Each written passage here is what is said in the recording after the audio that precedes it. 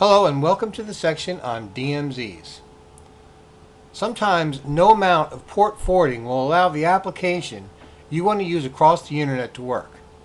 Sometimes while troubleshooting a game server or other application that isn't working correctly from behind a firewall, we need to get out from behind the firewall to see if it is in fact a firewall setting which is causing the problem.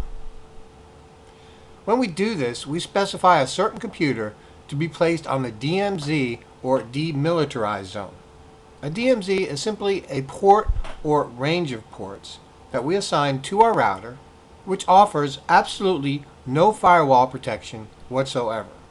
So you need to understand, when you place a computer on a DMZ, you are opening up all ports on that particular computer to the internet, and this is a big security risk.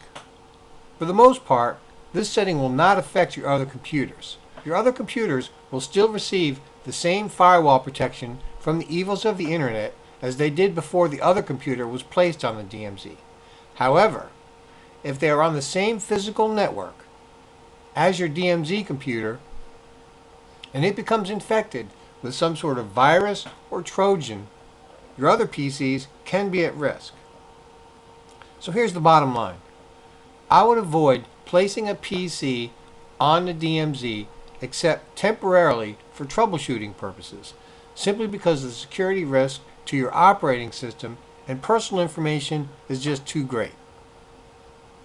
If you have devices such as game consoles and IP cameras, the DMZ is a quick and easy way to get it working without hassling with port forwarding. Setting up a DMZ is really easy to do and actually only takes about a minute to set up. So let's have a look at that now. Okay, so let's set up a DMZ on a couple of our routers. You're going to find that it can be hidden in different places. On this particular router, it's hidden under Applications and Gaming, and then DMZ. Then it's just a simple matter of enabling it, choosing the computer that you want. That's pretty much it, except for one fact. And what might that be? You want to make sure that whatever host you put in the DMZ is not using an IP address assigned to it by DHCP. You want to make sure that it's either a DHCP reservation or a statically set IP address. Now let's see what we can find on our Netgear router. On the Netgear router, it's hidden under WAN setup. And over here we can type in whatever IP address that we want.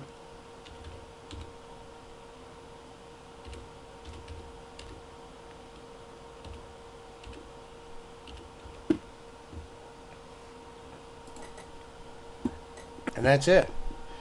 Now on this particular router, they give us some alternatives to using a DMZ. They give us the option of disabling the SPI firewall. Not a good idea, because then you're basically exposing every computer on your network to denial of service attacks and what have you. So that's not a really good idea. Respond to ping on internet port. That's not really something that applies to a DMZ.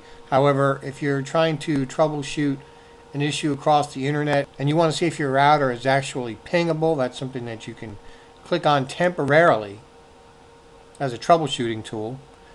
You wouldn't want to leave it like that, because pings leave you open to various types of evil internet hacker utilities. Here's another little option down here where if you want to troubleshoot an application across the internet, you basically change the way NAT works on your router to the point where it kind of opens it up, but not totally. You still have a firewall going here if you leave this checked. But supposedly with this set to open, you can breathe new life into certain internet gaming applications.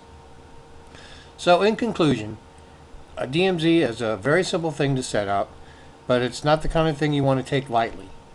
You want to put a PC on the DMZ, only do it for a short period of time as a troubleshooting measure.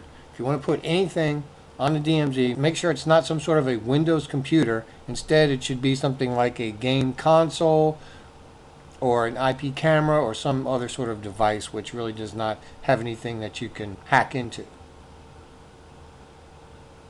Well, that concludes our section on DMZs.